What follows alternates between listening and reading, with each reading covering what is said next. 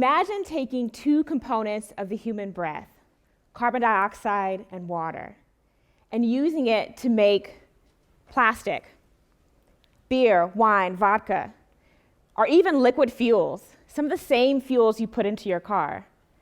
Well, I work on technology that can make that possible.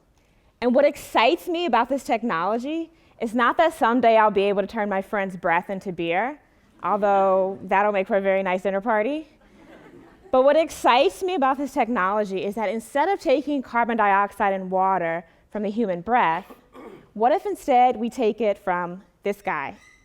Now imagine taking that amount of carbon dioxide and using that to make plastics or liquid fuels.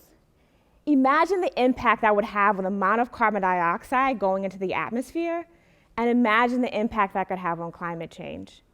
We would effectively be creating an industrial carbon cycle where we take waste CO2 and make higher value products. Now, this may seem like science fiction or the making of a complex process, but the way we do it is quite simple. We take electricity, the same electricity you use to power your home or charge your iPhone, and what we do is we effectively electrocute the carbon dioxide and water in the presence of a metal catalyst. And when we do so, the carbon dioxide and water break down into smaller bits. And if you have the right conditions, the right amount of electricity, and the right metal catalyst, those bits will reform into a new molecule. And during my research, we've identified 16 different compounds or molecules that we're able to make from just carbon dioxide, water, and electricity. Now, each of these 16 different compounds are already produced in industry. Oftentimes, they're made from fossil fuels, and they're produced on the order of billions of kilograms per year. So if we can make these compounds from waste CO2 instead of from fossil fuels at a cost-competitive rate, we would literally be turning CO2 waste into wealth. Now, I've been thinking about waste for quite some time. In fact, it goes back to my childhood. I grew up in Texas, and I grew up next to an abandoned oil and gas site. And waste from that site over time had leached into the soil and water, and was linked to high rates of rare forms of cancers and diseases in the area. So hearing about this as a kid, it was clear to me that not dealing with the waste of fossil fuels can have detrimental effects on the environment and on humans.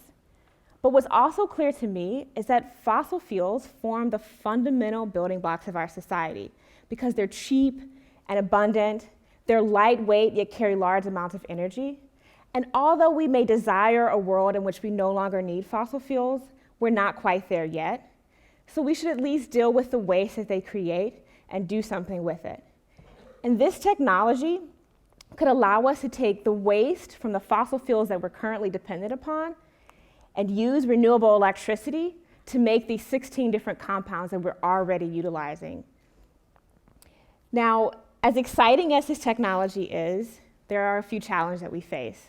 For one, we emit a lot of carbon dioxide, on the order of billions of tons per year. So we're going to need a lot of renewable electricity in order to convert it all. Another key component to making this technology work is the metal catalyst. And that's what my research focused on, is finding good metal catalysts, because a good catalyst will allow us to increase our energy efficiency and allow us to make these products cost competitively.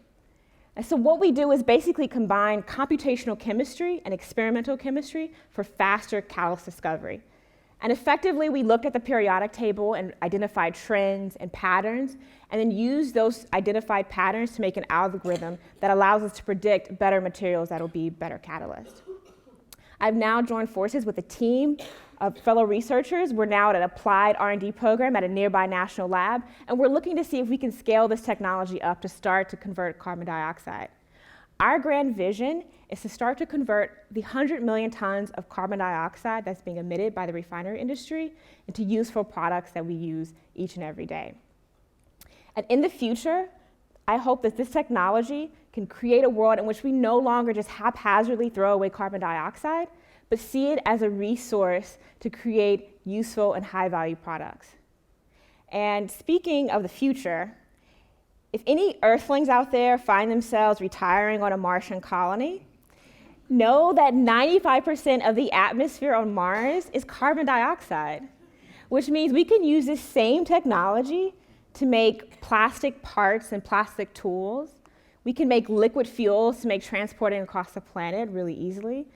And we can even make Martian vodka and gin, all of which are key components to making Mars a habitable place for humans. So finally, I think Buckminster Fuller put it best when he said, pollution is nothing but the resources we are not harvesting. We allow them to disperse because we've been ignorant of their value. So I ask all of you to join me in rethinking the way we look at carbon dioxide and using it to shape our brightest future yet. Thank you.